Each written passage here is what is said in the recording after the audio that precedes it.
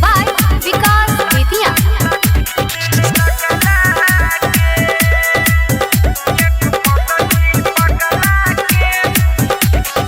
जहरो नया सर करे छै दर्द दिए दे छै कगे बघबा से कटबा देगे मैया ओ कर याद नहीं तैगे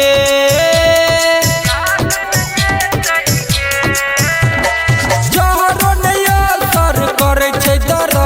दिए दे छै कगे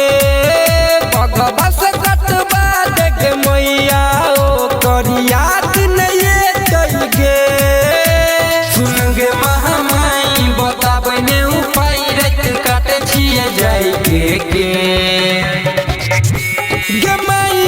पगली पगला के सजा दल के सुन दिल लगला के गमाई को पगली पगला के सजा दल के सुन दिल लगला के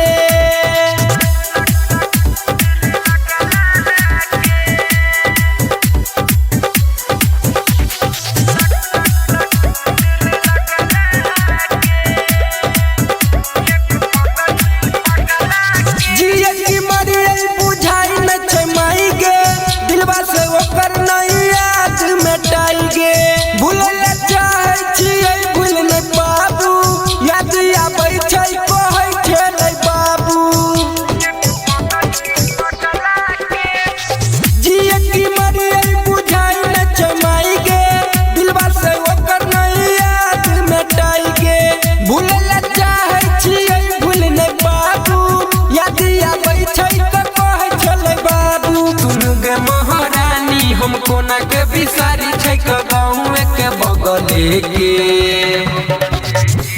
गमाई को पगली पगला के सजा दल के सुन दिल लगला के गमाई को पगली पगला के सजा दल के सुन दिल लगला के